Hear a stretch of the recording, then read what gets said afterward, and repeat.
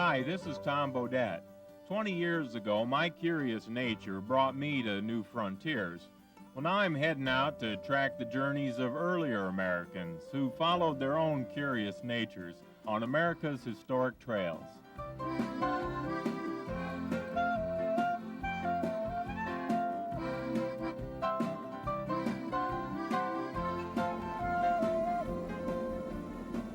Well, we're just outside Juneau on our way in from Seattle, following the watery 100-year-old trail the gold prospectors did as they were hell-bent for the Yukon.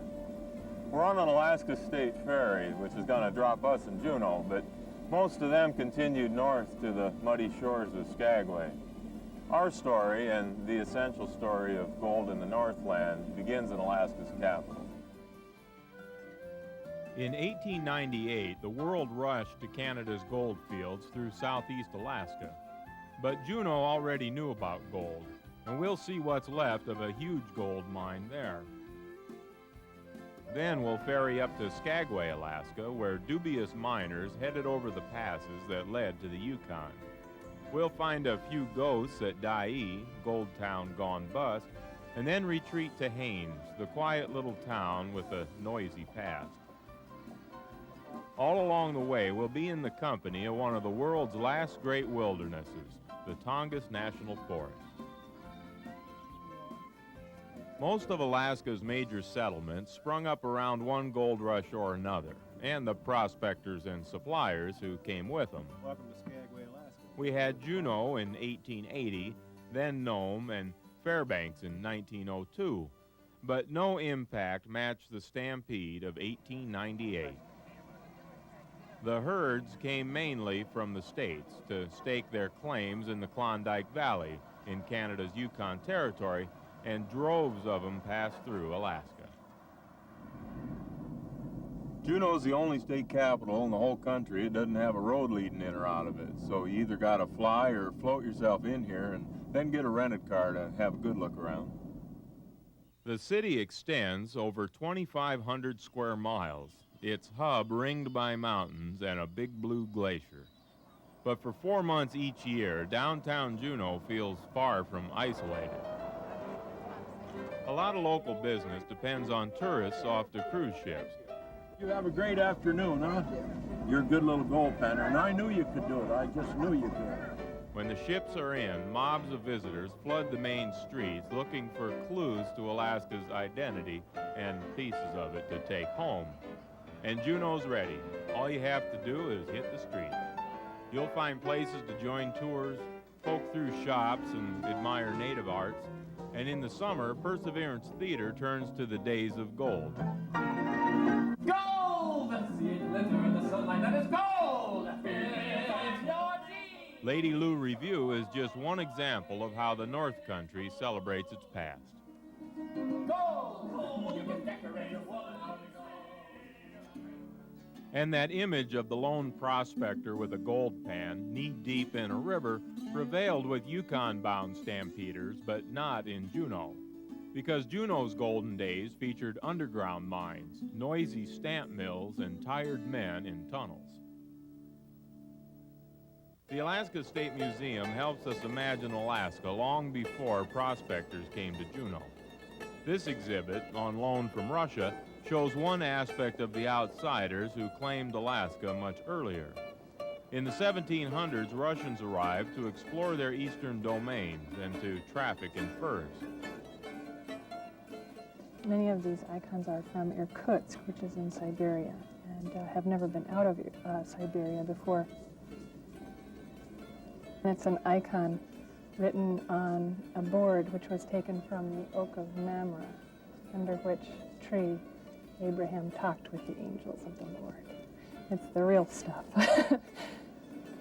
By 1800, missionaries were preaching in Alaska, and just 60 years later, seasoned gold miners were staking claims. But everybody was getting to the party late compared to the ancient native peoples, who patiently adapted their old skills to new surroundings. I'm at the cruise ship docks by an important place for native arts and performance. The Nakahiti Theater takes its tradition of native storytelling far and wide, and with some surprising variations on an old form. I am Cochise. Small boys grow up, and this one grew up tough, living on the streets, down in California. Well, that's when Raven came to him, perched right on the handlebars of that motorcycle, and Raven began to speak to him, and he said, The Tlingit people, for the most part, haven't budged. They've lived here by the sea for thousands of years, and for centuries packed their wares up the mountains to trade with other natives in the interior. Those trails became the gold miners' trails.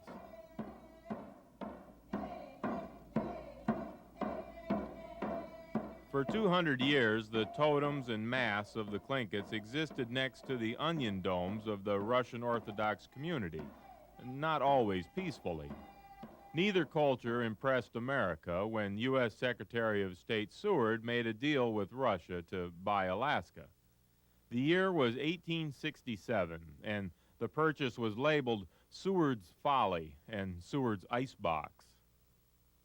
Most people felt we'd wasted the $7.2 million purchase price on a frozen wasteland. But just 13 years later, a Tlingit leader led 2 white men to the single largest gold deposit in the world, right here in Juneau. Almost as good as winning the lottery. For a few Hudson Bay blankets, Chief Kauai led the prospectors to untold wealth. Kauai was the leader of the Auk Tlingit, and George Piltz grub-staked Joe Juneau and Richard Harris to come back to Juneau and see if there really was gold here. That's how gold was discovered here, because they were led here by this Auk Indian man who lived nearby. And the town of Juneau was born. Shortly afterwards, 3 hard rock mining companies bought up the claims. So Juneau's gold rush wasn't about bearded men with gold pans for long. It quickly turned to big commercial mining companies.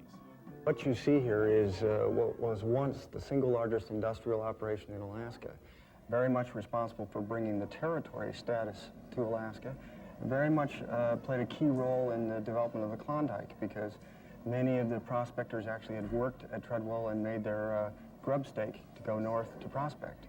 Treadwell facilitated prospecting too by providing free analysis of ore samples.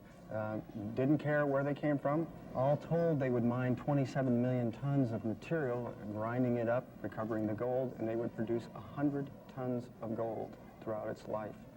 One of the interesting aspects about the Treadwell was it was an extremely innovative operation, very low-grade ore deposit.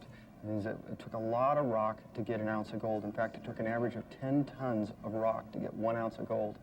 Finding an ounce of gold it would be comparable to finding a quarter inside of a Volkswagen Beetle after you crushed and ground it all up.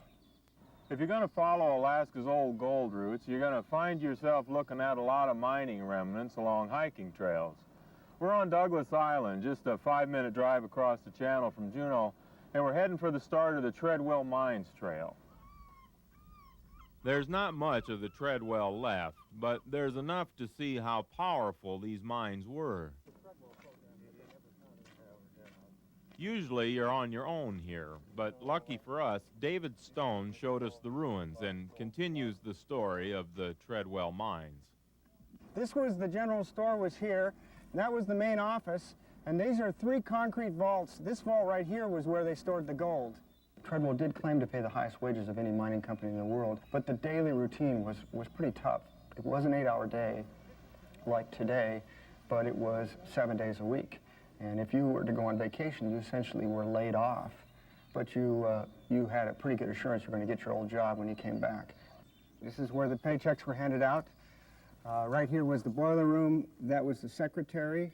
And then the next point over there was the general manager. It just so happened that the general manager was the younger brother of the president. So they all ate dinner in the big house. They all ate dinner in the big house. Treadwell provided jobs for as many as 2,000 workers at a time and kept the morale high. But the project had a sudden watery death, a cave-in, miraculously with no lives lost. You know, those miners, They just didn't seem to worry about logistics. Some way or another, they're going to find a way. And you'll go up on the top of mountains and you'll find steam donkeys and all kinds of equipment. Incredible. I've never been over here to see all this. Well, with today's gold prices, there's talk of reopening the mines near Juneau.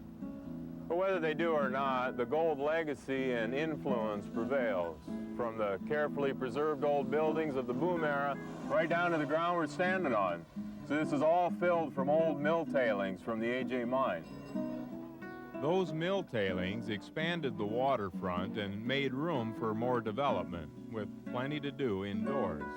But the real attraction of Juneau, as with any place in Alaska, is what's outdoors. Imagine, if you will, a city bus dropping you off at a glacier just 10 miles from your house. Weird? No, just a day in the life up north. What brings people to Alaska, and ultimately holds those who remain, is its awesome landscapes and more space to fool around in than the entire Midwestern United States. This is the stuff of Alaska. Standing eye to eye with Mendenhall Glacier. Oh, the trip is far less mysterious than when early pilgrims came streaming in to find their flakes of gold, but it leaves no less of an impression on the soul. Well, we've left Juneau, the site of Alaska's first big gold mines, and we're taking the ferry up the Lynn Canal. The 5-hour trip to Skagway can't be beat for seeing the Inside Passage. Now we're on the same path as the notorious 98 Stampeders as they sailed through the gateway to the Yukon. Now, for some, this would be a stairway to heaven. For others, the gates of hell. None of them could know which as they passed through here. The often desperate stampeders landing in Skagway boatload after boatload had no clue as to how many prospectors were already in Alaska. Today, it's dressed for tourists, but the crowded, muddy streets must have been a sobering sight to the gold-drunk pilgrims. Yet widespread U.S. bank failings made any option look good, however far-fetched it may have felt here. First word of this gold strike came in 1896 from a hunter who was after game, not gold. A miner showed him and his 2 native brothers-in-law a few gold nuggets. The 3 men decided to pan for themselves by a quiet creek off Klondike River. They showed off their find in a tavern, and that sent every Yukon prospector with 2 good boots trotting off to stake a claim in Canada's Klondike Valley. A year later, the Portland sailed into Seattle, bearing triumphant miners and a ton of gold, and North America's last great gold rush was on. As early as the fall of 1897, vessels full of naive fortune hunters headed to the Yukon Territory. Most of them were far too late to stake a claim, but the optimism ran deeper than the river is long, and they had to see for themselves. There were 2 main routes from Seattle. The so-called Rich Man's Way took 6 weeks. To sail up Alaska's west coast and hop a riverboat, churn 1,800 miles up the Yukon River, and land right at Dawson City, Canada. But most new prospectors settled for the cheaper route, sailing to southeast Alaska. Then there was a choice to dock at Skagway and haul supplies over White Pass, or go land at Dyea for the rival Chilkoot Trail. Both led to lakes in Canada, where they huddled in tents and built boats until spring breakup, when they could begin a struggle over the rapids and then float another 500 miles north to Dawson City. Today, most of the town's history centers on the gold fever days and the 2 rival passes into Canada. Skagway's White Pass became Dead Horse Trail, but the Chilkoot Pass out of Dyea, 9 miles south, was most notorious. The hardest part would have been from the scales going north, over up to the top of the summit. This is the place, specifically at the scales, where you had to go up that 35, 45-degree slope, where you see the photographs of the men and women, step by step, going up the stairs. It was called the Golden Stairs at the time. Every time you had to go up those stairs, you had to buy a ticket, and the ticket was good for 1 day. And so they got to the top, and sometimes it took them 6, 7, 8 hours to get to the top, to deposit their one load of goods, and then they had to come back down again.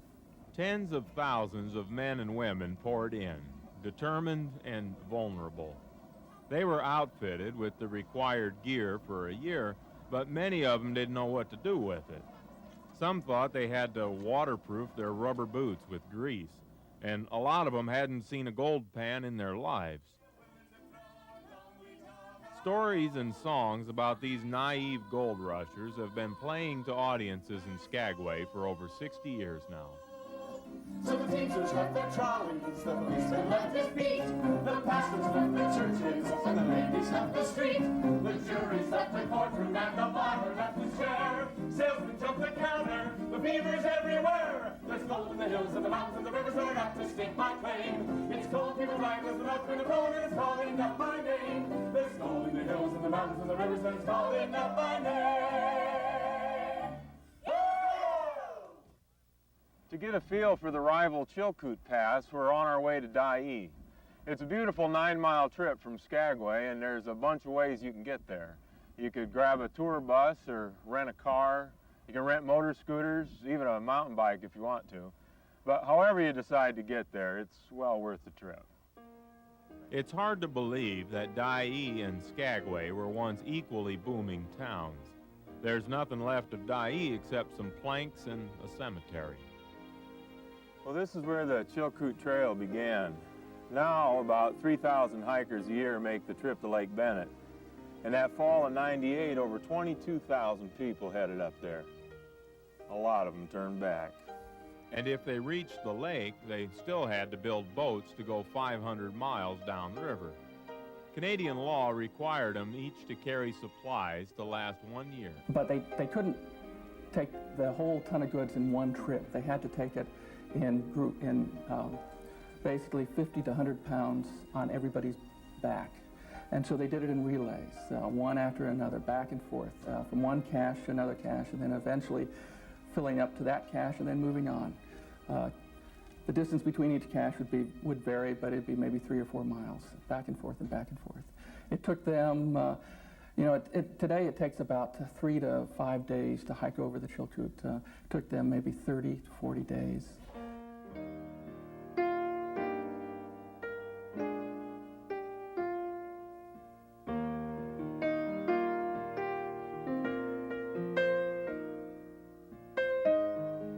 "60 men and women who didn't make it over the Chilkoot Pass ended up here in this stone quiet resting place." That spring day, the victims heard a rumble seconds before acres of wet snow pitched down on top of them from a 2,500-foot peak. Within minutes, 1,000 men were on the spot, frantically digging at air holes and the sounds of muffled voices. One rescued wife watched her husband almost freed and then buried again in a second slide when rescuers had to run for cover. A father wept and shouted goodbye to his 16-year-old son as the boy's voice faded. Others lost consciousness and were buried for up to 3 hours. If only they'd listened to the warnings of the Chilkat packers who refused to travel that day. For those who made it, over the Chilkoot or over White Pass, the 30-odd miles to Canada would be the longest and oddest miles of their lives. One gold rusher wrote, "Whichever pass you take, you'll wish you'd taken the other." And many never left town.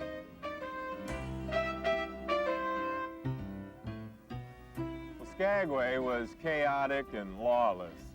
A small place filled with greenhorns and 6 guns. A dangerous combination.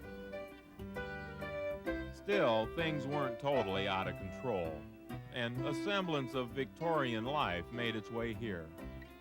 These people brought their civilization with them, and so almost immediately we have electric lights in Skagway. We have a phone system that goes from Skagway to Dyea and then up the passes. During the Skagway's heyday, you could buy anything you wanted in Skagway, from the latest parish fashions to oysters from Maine. You name it, you could buy it here. The vast majority of people that came over the passes were men, of course, but there were women, there were wives, there were prostitutes, there were actresses, the whole gamut.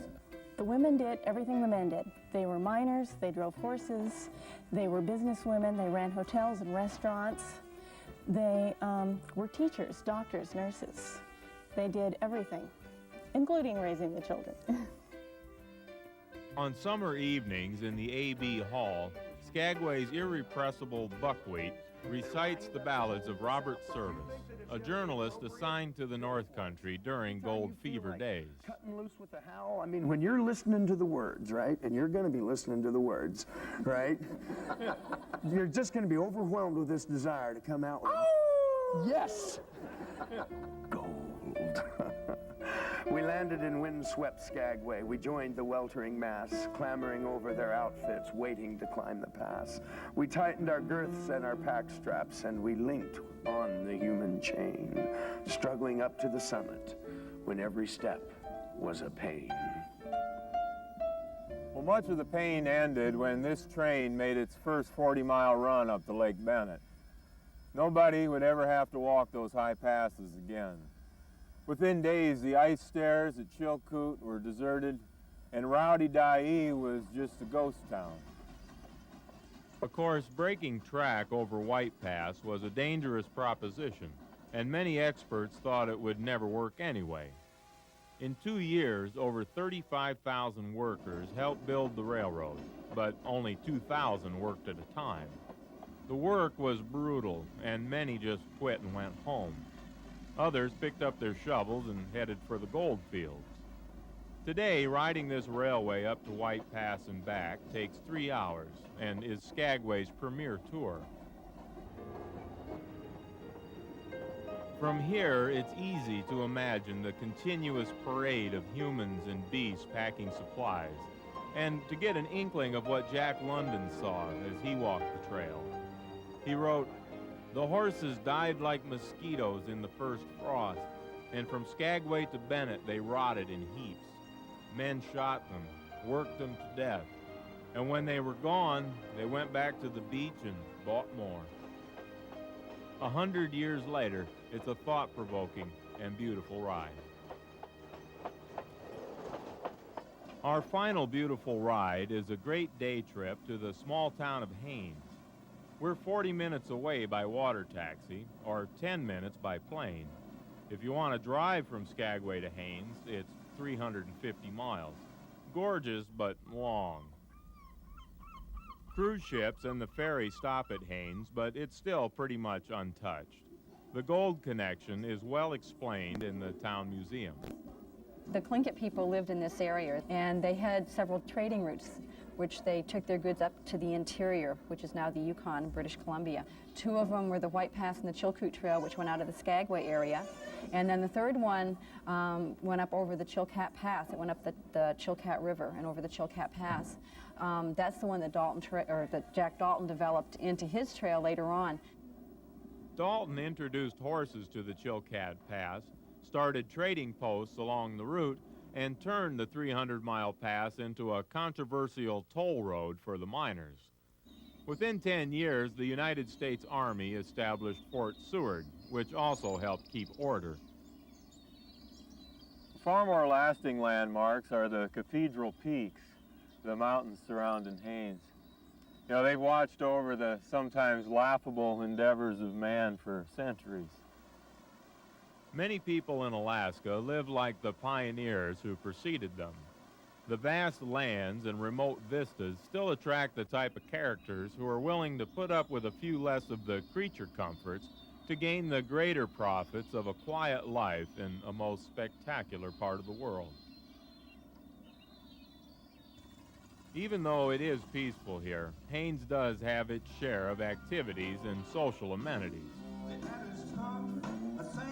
Disney's film White Fang was shot here, and its memory lingers around the movie set at the fairgrounds. Once a year, Haines hosts the Southeastern Alaska State Fair. But otherwise, it's quiet, real quiet. The town was built in the midst of the Tlingit people's Chilkoot and Chilkat tribes, and you can see that the Tlingit culture thrives, especially and poetically on the grounds of the old army fort, where artists pass on the skills they've learned from their elders. If you carve that good enough, you don't have to say anything. The work will always sell itself. So that's what I tell my students now. I say, hey, you guys, you do good work. And then you don't have to say nothing. When you visit Southeast Alaska, you'll be tracing the paths of rugged and often misguided prospectors who blazed the trails for those who followed. Buckwheat explains why they still come. Now there's gold, and it's haunting and haunting. And it's luring me on as of old. Yet it isn't the gold that I'm wanting, so much as just finding the gold. It's the great big broad land way up yonder. It's the forests where silence has lease. It's the beauty that fills me with wonder, and the stillness that fills me with peace. Well, there is nothing misguided about the notion to come here for yourself and experience the legends and the realities of America's last frontier. And if you want to go to the Klondike to see where the Stampeders landed, well, it's still a long haul. But you won't have to take a year's worth of supplies with you, just some traveler's checks. Meanwhile, I'll wait here. I'm Tom Bodett, and thanks for joining us on America's Historic Trails.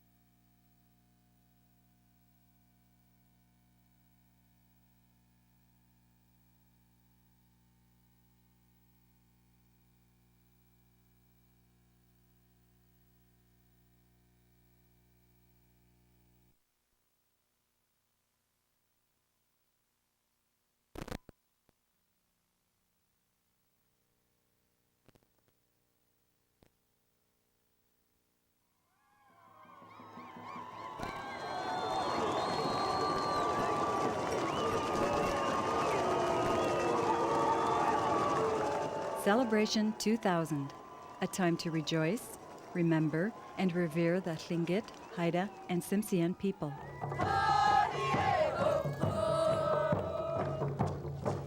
I come every year because the people, I mean, there's nothing like this.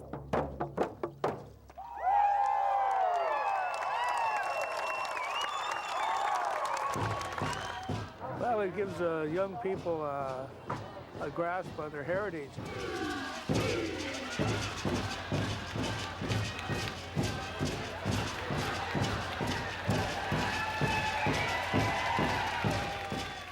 I think it's wonderful.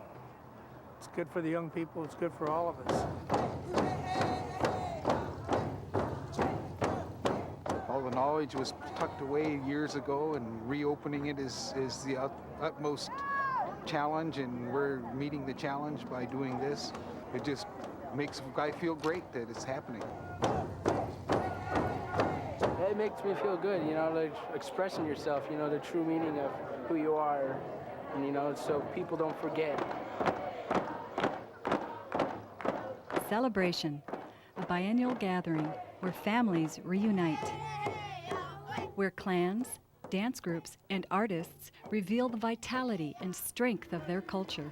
Celebration is more than singing. Celebration is a look at our heritage and a look at the respect that our people had for each other. The The first celebration was in 1982, born out of growing concern that the Tlingit, Haida, and Tsimshian traditions were being lost. Rosita Whirl, speaking at celebration. Our elders came together in a meeting in Sitka in 1980. They likened our culture to a blanket, and they said, our hands are growing weary of holding on to our culture in the face of all of the forces that tried to get rid of our culture. They said, our hands are growing weary. And so they passed this responsibility on to Sealaska.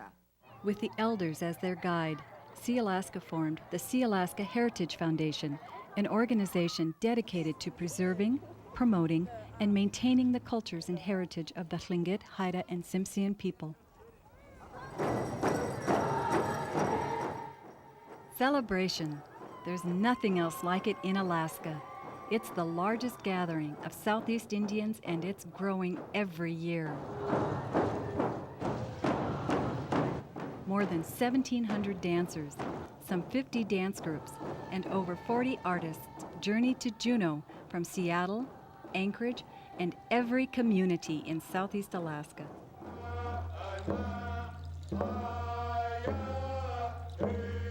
The event features 3 full days of dance performances, a parade through downtown Juneau, canoe racing, and an arts and crafts fair. Celebration weaves dance, traditions, and song into a cultural blanket. It's so fantastic to see all the dance groups. Everybody is grabbing at their culture before it escapes. They're trying to capture it for themselves, and they're doing a very good job. The Tlingit, Haida, and Tsimshian people live on the coastal islands and mainland of Southeast Alaska and parts of Canada. This rich, forested coastland provided a bounty for the people to not only survive, but flourish as a society. And with a flourishing society came a complex culture, one that thrived for thousands of years, a society based on balanced and reciprocal relationships between the land, the animals, and the spirits. The availability of abundant resources and leisure time supported the development of a complex culture and artistic traditions, which included song and dance.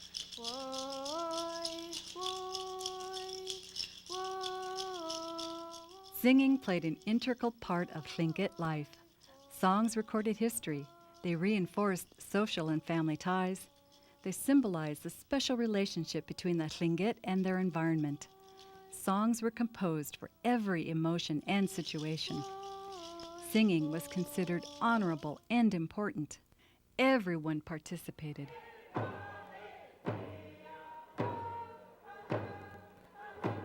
The goal of celebration is to perpetuate our culture and to allow young people to learn and celebrate the ways of their ancestors. But the main focus of this is, I think, is to begin educating the youth, about the culture and the old ways. And I think they're being very successful, and I appreciate that. Through singing and dancing, young people learn traditional values and the significance of regalia and clan crest.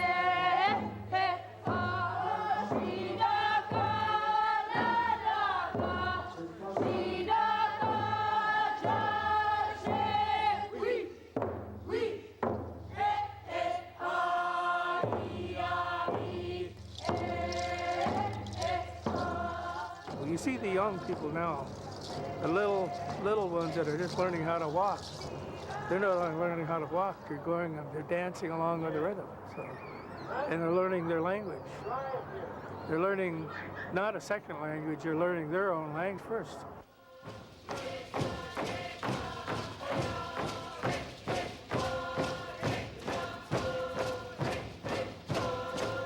We come to celebration because we celebrate our culture, and so we can learn more about our culture so our culture will stay alive. This is like important to natives, so that's why we dance.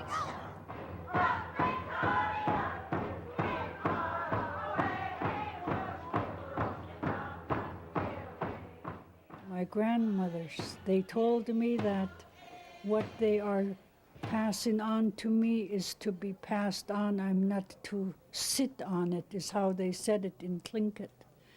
You are to teach other people. And when you teach someone, you tell them they in turn have to teach someone else.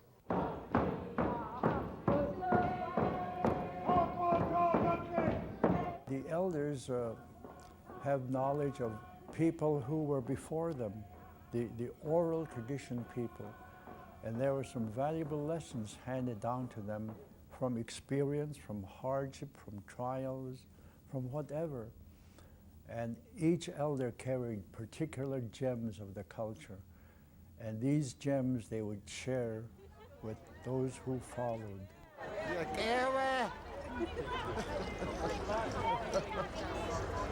Elders, of course, are our repository of knowledge. And with the passing of each elder, we know that vital knowledge is lost.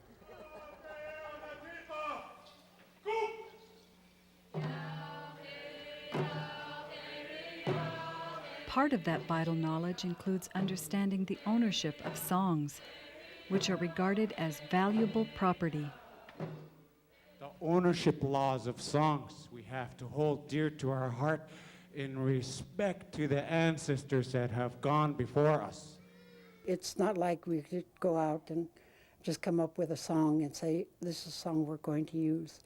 We have to go through a certain protocol. When I'm teaching a song and we invite somebody to participate in our group and they belong to a different clan, then that's one way we can ask permission to use their song. The inside coming in song is a song from the interior. It's called Shikdaka. We used it as what we call an outside song to identify the Yaktat Mount St. Elias dancers. And as far as I know, that is the only dance group that was given permission to use that song.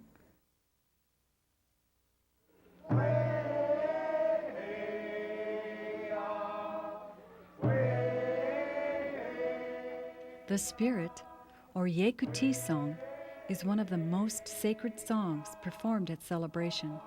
Each song represents a particular spirit, or Yek.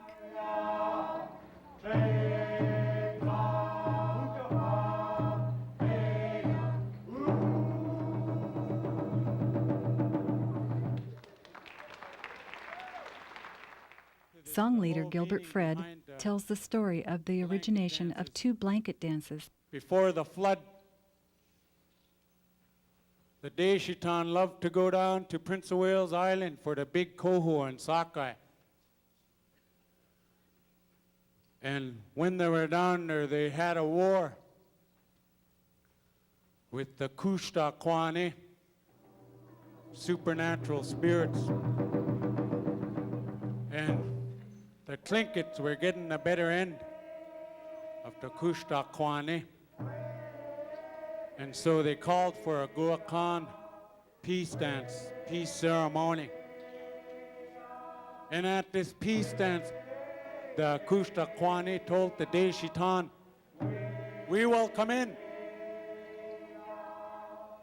And when they danced in, the only thing they saw was the hats. It was as if they were suspended in midair. This is what our blanket dance symbolizes to us. We've kept on to this tradition, and we honor our ancestors and promise them that we will continue to carry on this tradition in respect for their teachings. Spiritual power emanated from these songs, and guests were to respond with a song, or at least a speech, to balance the spiritual presence. When we do spirit songs in Angoon, very serious business. We don't allow a spirit song to linger in the air too long. So we're going to balance those Wooshkitan spirit headdress songs with 2 raven ones. Yangiwani? When you see the feathers from the Shakiyat, it is as sin if I have ever said anything to you that might have rubbed you wrong. Let my words be as the feathers to you and bring you no harm. They symbolize peace to us.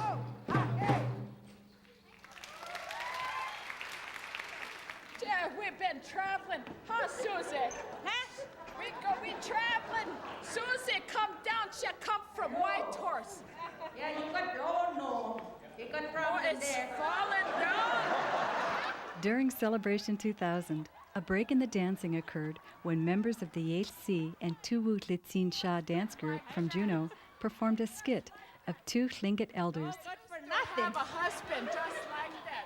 Oh, gosh. Southeast Indians have always enjoyed laughing and having fun. They delight in playing jokes and can laugh at themselves just as well. Hello. Good to see you.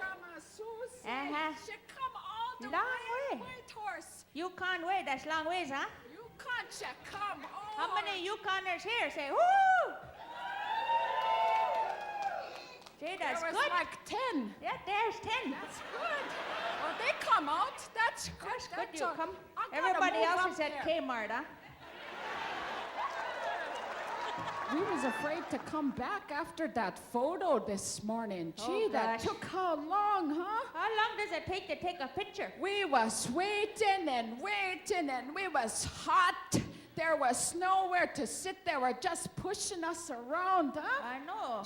Besides that picture costs $40. I'm gonna charge him $40 to take our picture. How long is Yeah, it?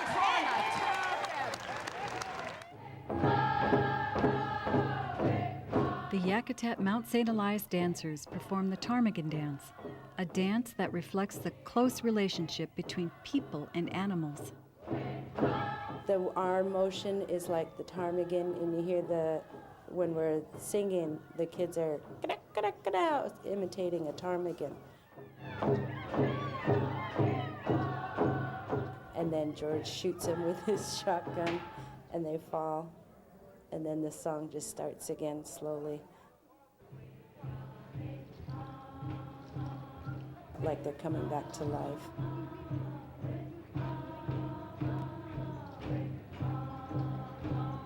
This song represents the Tlingit's belief in reincarnation. Animals give themselves to humans and then are reborn to be taken once again.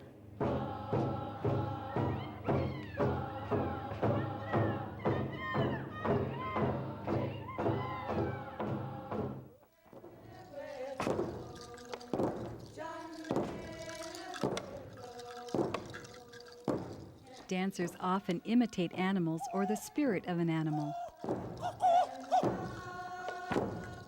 So as I grew up, I watched the ravens.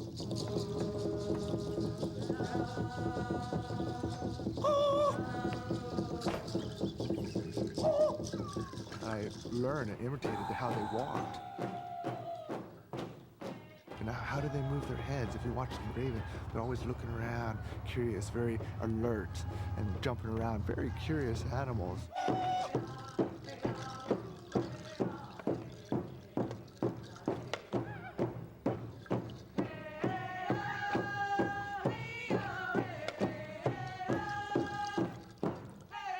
The elders describe it as a being that has this pride, this magical sense of a mystery, and the creator, teacher, magical being.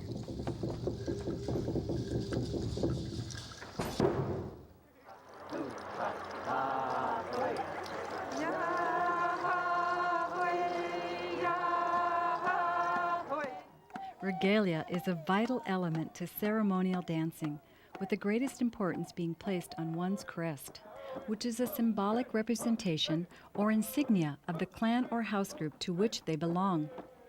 Crests were acquired in ancient time by one's ancestors, and the crest helped determine their destiny. You feel very much the bonds to your ancestors. It's a powerful feeling to know that your ancestors acquired a certain kind of crest in an encounter with some wildlife, and as a result of that encounter, your clan adopted that animal as a crest. I mean that takes you back who knows how long, thousands and thousands of years, or as the Tlinkits always say, since time immemorial. Crests symbolize the special and spiritual relationship Indians have with their ancestors. A family's crest can be represented on a variety of objects. My headdress is a raven, and my tunic is a dog salmon, which is on my grandfather's side from Salmon Creek. And then the moccasins come from White Horse area.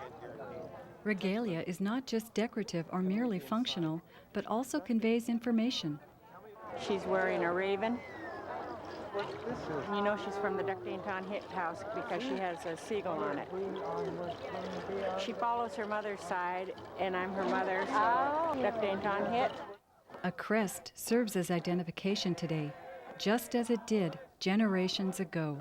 Say my son was walking down the street in Yakutat 200 years ago. Everybody would know exactly who he is just by looking at his Chilkat blanket. They would say, oh, there's a Chilkat man walking down the street. He comes from the Wolf House. They would know exactly who he is just by looking at his regalia. That's the purpose of the crests, so people could know what house you come from and what tribe you are.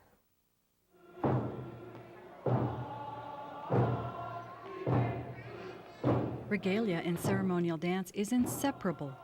Showing your crest is incorporated into many of the dances at celebration.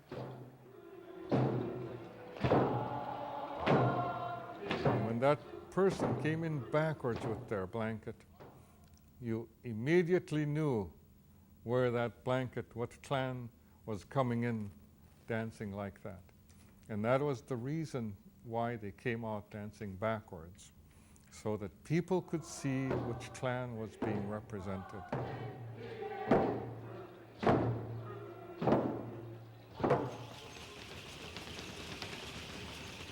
Tlingit regalia and their decorations vary greatly and can be attributed to their extensive trade networks.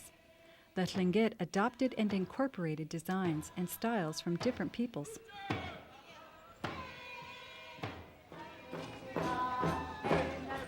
Probably the most well-known and highly prized regalia garment for Alaskan natives are Chilkat blankets. This blanket, woven from goat wool and cedar bark, was always treasured and reserved only for special occasions.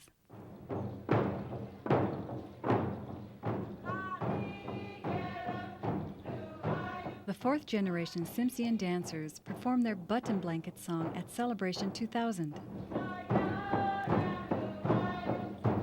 Button blankets came into use in the middle of the 1800s, when woolen cloth and pearl buttons were obtained in trade from Europeans and Americans.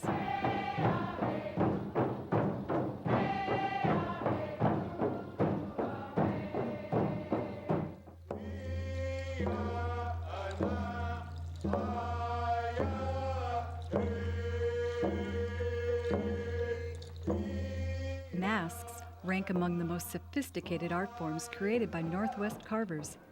Most native peoples, from Tlingit to Kwakiutl, use the masks for several purposes.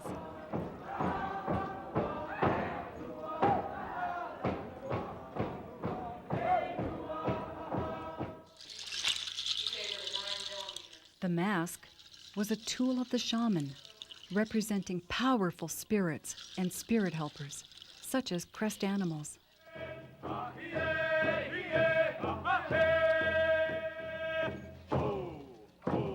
Some groups display beautifully creative masks with movable parts, such as eyes that open and close and jaws that chatter.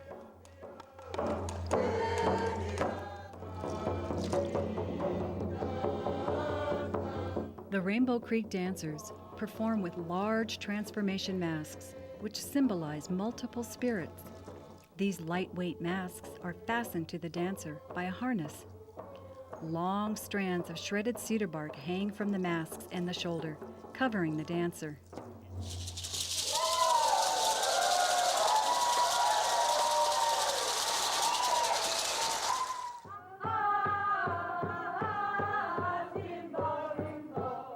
When Celebration started in 1982, there were only 12 dance groups and about 150 participants.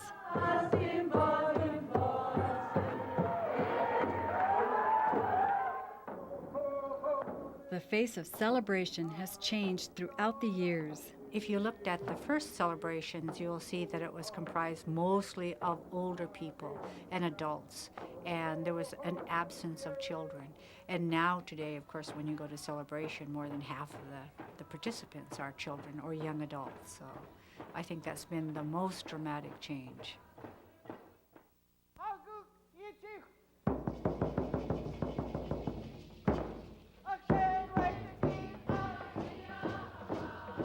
Children have always been encouraged and included in dancing.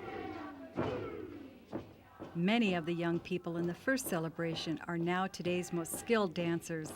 They know their culture and feel great pride in who they are.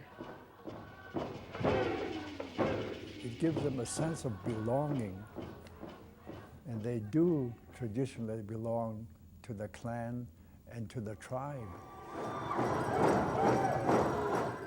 Celebration attracts the largest number of natives throughout Southeast Alaska.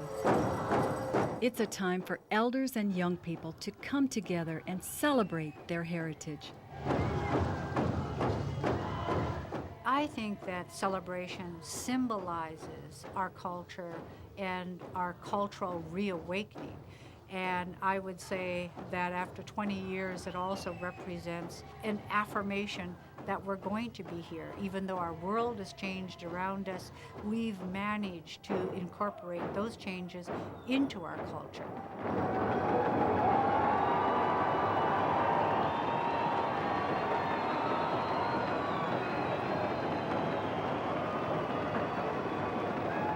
My mother once told me, she says, someday these children will be your strength. Our children do not emulate our ancestors. They are our ancestors.